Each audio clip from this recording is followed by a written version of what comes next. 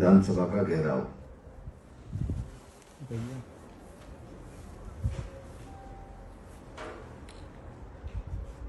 हमारे सामने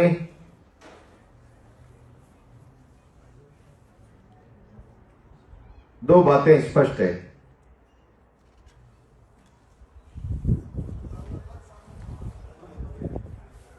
सब लोग चाहते हैं नरेश की अविलंब रिहाई हो।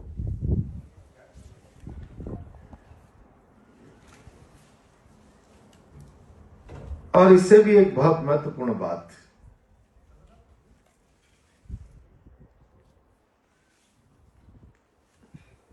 जिसको मैंने हर बार कहने का प्रयास किया है, हर बार,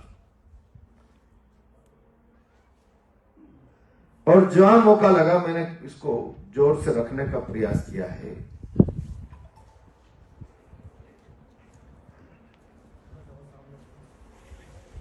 ये बात हमने सुनी है, दो पक्ष लड़ गए, मारपीट हो गई, संपत्ति तोड़ दी, जला दी। शासन लोगों की संपत्ति जला गई और उल्टा चोर कोतवाल को डांटे। जिन लोगों की संपत्ति जलाई, जिसके नौजवान की गाड़ी जलाई, जिसकी कार जलाई, जिसकी जीप जलाई, जलाने के मुकदमे में उल्टा उसको बंद किया।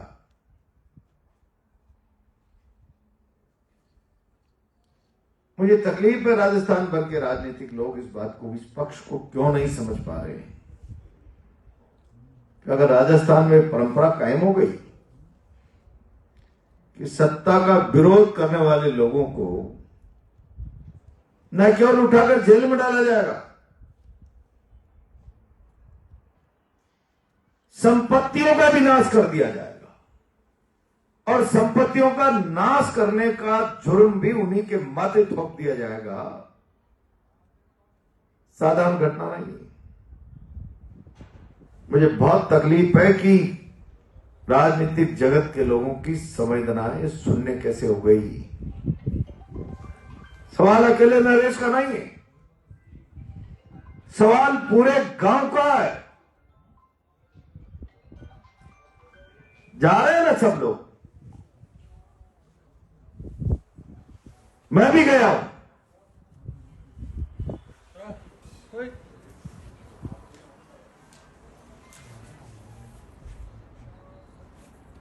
समरावता का दौरा करने वाले हर राजनेता को केवल अखबार में छपने के लिए नहीं,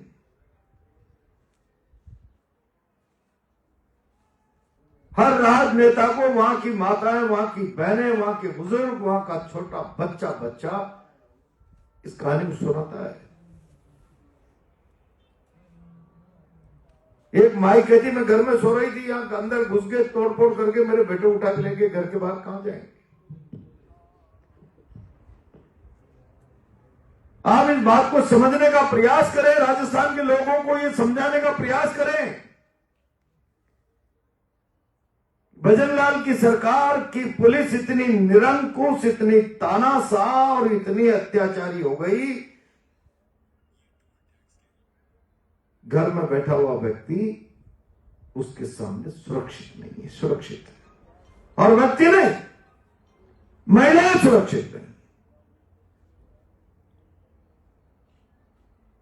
किरोड़लाल जी आए थे,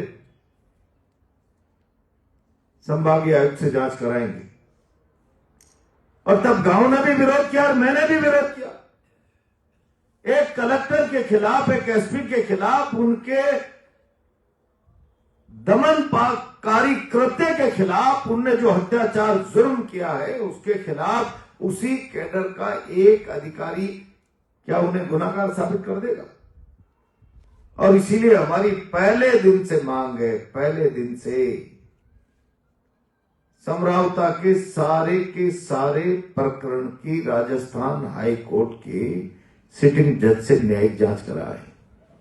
और जब हाई कोर्ट का सिटिंग जज न्यायिक जांच करेगा ना, भैया बात नहीं करे ना, जब न्यायिक जांच करेगा तो दूध का दूध, पानी का पानी, जो जो संपत्तियां जलाने और तोड़ने के जुर्म में 60 लोगों को जेल में डाला, वो मुकदमा पहले दिन खारिज होगा, पहले दिन। और वो मुकदमे में गुनाहगार बनेंगे राजस्थान पुलिस के लोग, भजनलाल की सरकार के अधिकारी। सुनना नहीं चाहती सरकार। अधिकारियों को पता है, शासन प्रशासन को पता है कि अगर समरावता की न्यायिक जांच की मांग पूरी कर दी गई और पारदर्शी तरीके से जांच हो गई, तो सरकार के बड़े बड़े अधिकारियों को, जहां 60 बच्चे जेल में गए हैं, उसकी जगह भजनलाल के प्रशासन के अधिकारियों को जेल में जाना पड़ेगा, जेल में। अब आप कहने को तो क्रांतिकारी भाई, क्रांतिकारी भाई, क्रांतिकारी इस जुल्म के खिलाफ धधक जाता है, धधक। मैंने नहीं कहा अभी, आप ही लोग आपस में बात कर रहे थे, इस सुस्ती से काम नहीं चलेगा। जहां क्रांतिकारियों की सभा होती है ना,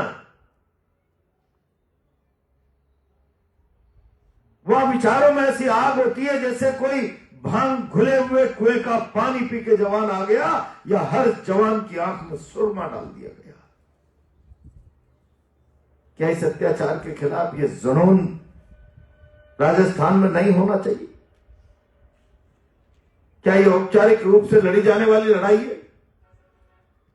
और अगर समरावता की लड़ाई में हार गए तो राजस्थान का प्रशासन इतना निरंकुश और हत्याचारी हो जाएगा, हमने जो कर लिया सही है, हमने बहन बेटियों की इज्जत सड़क पर घसीट कर मारा, हमने लोगों की संपत्ति को जला दिया, इंक्वायरी के नाम पर हमारे खिलाफ कुछ नहीं, जीरो।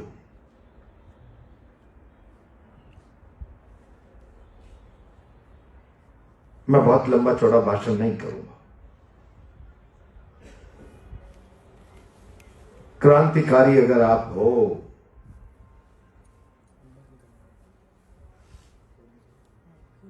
तो क्रांति का मतलब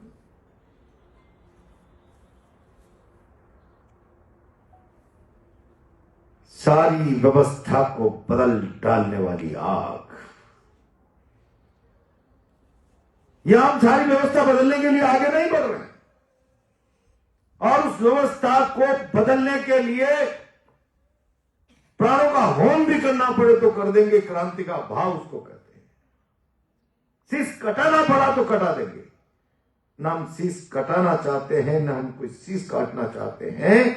हम प्रजातांत्रिक तरीके से अपने हक, अधिकार और न्याय की बात कर रहे हैं। 60 बच्चों पर गलत मुकदमा लगाया है, आप उस मुकदमे के दोषी अधिकारियों के खिलाफ कार्रवाई करो, मुकदमा वापस लो।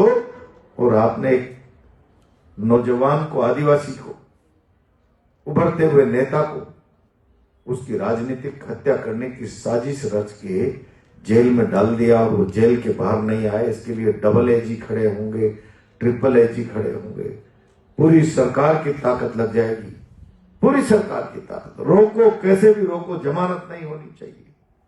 क्या करना चाहते हैं आप?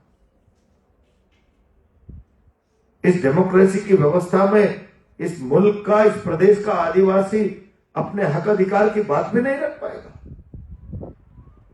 उसे अपने साथ न्याय और इंसाफ की बात करना क्या गुनहगार बना देगी उसको? समरावता नहीं जाना चाहता, देवली में, उनियारा में रहेगा। क्या ये अपने हक की बात करना गुनाह हो गया समरावता के लिए? क्या उस समरावता की इंसाफ की लड़ाई में जाकर उनका पक्ष रखना नरेश का गुनाह हो गया? न ये नरेश का गुनाह है, न समरावता का गुनाह है। गुनाह सरकार का है, तानाशाही सरकार की है। सरकार के विरोध में उठने वाली आवाजों को कुचल दो, चाहे लाठी चलाओ, चाहे गोली चलाओ, चाहे आंसू गैस चलाओ। और ये प्रवृत्ति केवल समरावता की घटना नहीं, आप मान के चलना, इस पर अंकुश नहीं लगा तो सारी व्यवस्था के लिए चुनौती है। सारी व्यवस्था के लिए जब शासन प्रशासन का रवैया इस प्रकार का बन जाए कि शासन के खिलाफ उठने वाली आवाजों को दमन से कुचल दो, खाकी उर्दी के डंडे और तो तमंचे का भय दिखाकर उसको रौंद दे, ये परिस्थितियां लोकतंत्र के लिए घातक है और इन परिस्थितियों का खामियाजा अगर किसी को भुगतना होता है तो किसी राजनेता को नहीं, आम आदमी को भुगतना होता है। और इसी लड़ाई आम आदमी के अधिकार की लड़ाई है, कोरा सम्रावता और नरेश का विषय नहीं है। ये आम आदमी के हक अधिकारों को सुरक्षित रखने की लड़ाई है। एक व्यक्ति के साथ भी नाइंसाफी करने का अधिकार राजस्थान की सरकार को, भजन लाल की सरकार को, टॉप के एसपी, कलेक्टर को, पूरी प्रशासन की व्यवस्था को किसने दे दिया ये अधिकार? और उन्होंने बिना किसी अधिकार के ये जुल्म कर दिया, अत्याचार कर दिया। तो मैं हर बार कहता हूं, क्या ये आपराधिक कृत्य नहीं है? भजन लाल जी, आप विधानसभा चल रही है, खड़े होकर कह दो मेरी पुलिस ने जो गाड़ी जलाई है, मेरी पुलिस ने जो अपराध किया है, मेरी पुलिस ने आंसू गैस के गोले चलाकर लोगों की संपत्ति तबाह कर दी, समरावता में घसीट घसीट कर माता बहनों को, बच्चों को मारा है, तांडव मचा दिया। हाँ, मेरे राज में ये तांडव, ये उपद्रव पुलिस का अपराध की श्रेणी में नहीं आता। पता नहीं कोई आईपीसी, सीआरपीसी एविडेंस एक्ट को मोदी जी शाह ने बदला है, उसमें ऐसा क्लोज डाल दिया कि जहां भाजपा की सरकारें होंगी, क्या पढ़ा है क्या आपने? कैसा क्लोज डाल दिया है? जहां भाजपा की सरकारें होंगी उनके खिलाफ कोई आवाज उठाएगा तो दिल्ली तो ईडी ला देगी, सीबीआई ला देगी, न जाने क्या क्या ला देगी। और प्रशासन प्रदेश में अगर कोई बोलेगा तो डंडे से, तमंचे से, गुंडागर्दी से, बाहुबल से उसके मुंह को बंद कर देगा, जेल में डाल देगा, सीट चौक के अंदर। ठीक है क्या भैया? इस व्यवस्था के खिलाफ, इस अराजक व्यवस्था के खिलाफ क्रांतिकारी कहने से, परिभाषित अपने आप को करवा लेने से नहीं, भावों से, जुनून से ऐसा लगना चाहिए 25 तारीख को जैसे कोई उन्माद था न्याय और इंसाफ की मांग के लिए। हर गांव के कुएं में वही सुर जा रही थी, जहां न्याय और इंसाफ की आग लोगों के दिल में धड़क रही थी, वही आग। और उस पानी में नशा था जिसने आंख में सुर्ख मुकमे की तरह लालिमा ला दी, चेहरे पे गुस्से के साथ साथ, जुनून के साथ। क्या लड़ाई? अगर इस तरीके से सुस्तीवाड़े में रहोगे तो बात गड़बड़ है, बात खत्म हो जाएगी।